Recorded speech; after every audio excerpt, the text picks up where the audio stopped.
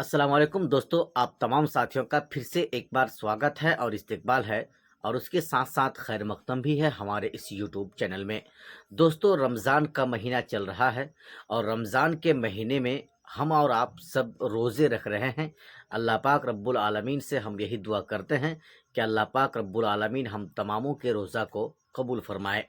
दोस्तों, इस वीडियो में हम आपको बताएंगे असदुद्दीन ओवैसी बिहार में होने वाले 2025 के विधानसभा चुनाव में उनका एक मास्टर प्लान अब आहिस्ता आहिस्ता हर घर घर तक पहुंचना शुरू हो चुका है। दोस्तों, हम आपको इस वीडियो में बताएंगे कि आखिर वो कौन सा मास्टर प्लान है असदुद्दीन ओवैसी का जो लोगों के घर तक पहुंच रहा है और लोग उसकी बदौलत या उसकी वजह से एमआईएम पार्टी की तरफ खींचा चले आ रहा है। दोस्तों, इस वीडियो में हम पूरी बारीकी के साथ आपको इसके बारे में बताएंगे, लेकिन उससे पहले मैं मोहम्मद असरारुल हक उर्फ सद्दाम हुसैन आप सभी दोस्तों से एक छोटा सा रिक्वेस्ट है कि अगर आपने अभी भी हमारे चैनल को सब्सक्राइब नहीं किया है तो सबसे पहले आप हमारे चैनल को सब्सक्राइब कर लें। दोस्तों, आइए हम आपको बताते हैं, इसी साल बस कुछ ही महीने के बाद बिहार में विधानसभा का चुनाव होना है और उस विधानसभा चुनाव की तैयारी को लेकर के तमाम जो विपक्ष की बड़ी-बड़ी पार्टियां हैं, उनकी तरफ से जो तैयारियां हैं वो ज़ोर-शोर के साथ शुरू कर दी गई हैं। जहां महागठबंधन वालों की तरफ से तेजस्वी प्रसाद यादव मुख्यमंत्री बनने का सपना लिए अपना काम को कर रहे हैं पूरे बिहार में, ठीक उसी तरह से नीतीश कुमार फिर से अगले 5 साल के लिए बिहार के मुख्यमंत्री बनने में कोई कसर बाकी नहीं छोड़ने वाले हैं। दोस्तों, इन दोनों गठबंधनों की तरफ से जो कुर्सी की लड़ाई है वो ज़ोर शोर के साथ चल रही है, लेकिन उसी बीच असदुद्दीन ओवैसी की पार्टी ऑल इंडिया मजलिस इत्तेहादुल मुस्लिमीन भी पूरी मजबूती के साथ बिहार में चुनाव लड़ने के फिराक में है। यूं तो दोस्तों, अगर हम आपको कहें कि एमआईएम पार्टी सरकार नहीं बना सकती है, लेकिन सरकार को बनाने और बिगाड़ने में एक अहम रोल, एक अहम भूमिका ज़रूर निभा सकती है।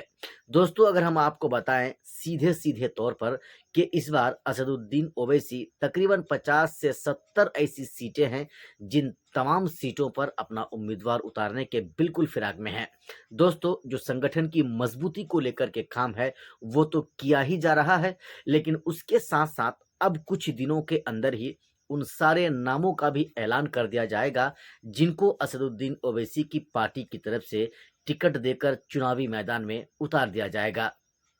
उन तमाम नामों की चिन्हित हो रही है, लिस्टिंग जो है हो रहा है और उस लिस्ट में उन तमामों का नाम चढ़ रहा है, नाम लिखा जा रहा है, जो बिल्कुल अपनी दावेदारी पेश कर रहे हैं, ठोक रहे हैं 2025 विधानसभा चुनाव एमआईएम पार्टी की तरफ से लड़ने के लिए। दोस्तों, एमआईएम पार्टी एक ऐसी चीज़ है, ऐसे उम्मीदवारों की चिन्हित कर रही है कि जो सीट एमआईएम पार्टी के झोली में डाल सके। सिर्फ ऐसे ही नहीं कि उनको चुनावी मैदान में उतार दिया जाए और फिर जो विपक्ष की जो पार्टियां होंगी, चाहे महागठबंधन की तरफ से हो या एनडीए गठबंधन की तरफ से हो, फिर उनको फ़ायदा हो जाए, उनका उनका मुकाबला ना हो। दोस्तों, ऐसे उम्मीदवारों की चिन्हित एमआईएम पार्टी नहीं कर रही है। दोस्तों, अब जिस चीज़ को मैं आपको बताने जा रहा था कि आखिर ओवैसी का वो कौन सा मास्टर प्लान है जो लोगों के घर घर पहुंच रहा है। दोस्तों, सबसे बड़ी बात है, असदुद्दीन ओवैसी हम और आप पर जो भरोसा करते हैं वो सिर्फ मुसलमान होने के नाते भरोसा करते हैं। वो जानते हैं कि हम मुसलमान हैं और मुसलमान मुझे कहकर, यानी ओवैसी अपने आप को महसूस करके कहता है कि मुझे ओवैसी समझकर, मुझे मुसलमान समझकर मुसलमान मुझे ज़रूर वोट करेगा। दोस्तों, जहाँ जहाँ मुसलमानों की आबादी ज़्यादा है, जहाँ पर मुसलमान वोटर्स की तादाद ज़्यादा है, वहाँ पर असदुद्दीन ओवैसी का फोकस सबसे ज़्यादा है। चूँकि वो जानते हैं कि अगर हम यहाँ पर अपना उम्मीदवार को उतार देंगे तो हो सकता है कि वहाँ का मुसलमान, वहाँ का दलित एक तरफ़ा होकर एमआईएम पार्टी के उम्मीदवार के हक में वोट करे और हो सकता है कि एमआईएम पार्टी का उम्मीदवार चुनाव जीत जाए। दोस्तों, ऐसा ही 2020 में आपको देखने को मिला था सीमांचल के किशनगंज, पूर्णिया और अररिया से, जहां से सीमांचल के लोगों ने एमआईएम पार्टी के खाते में 5 विधायकों को धमाकेदार जिताकर बिहार विधानसभा भेजने का काम किया था। जब 2025 की बारी आ गई, जब 2025 की बात हो रही है, तो इस वक्त भी, यानी इस चुनाव में भी एमआईएम पार्टी इंशाअल्लाह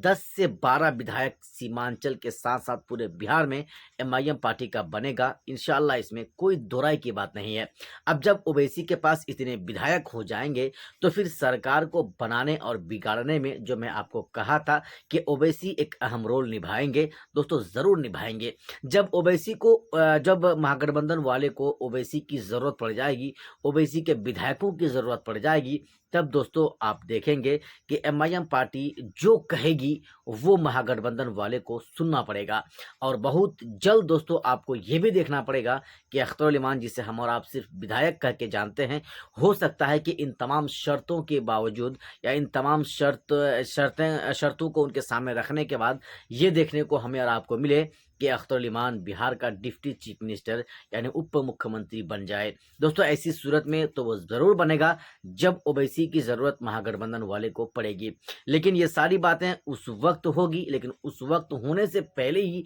महागठबंधन वाले को ये सोच लेना चाहिए कि वो अपने साथ में ओवैसी को गठबंधन में ज़रूर ले लें।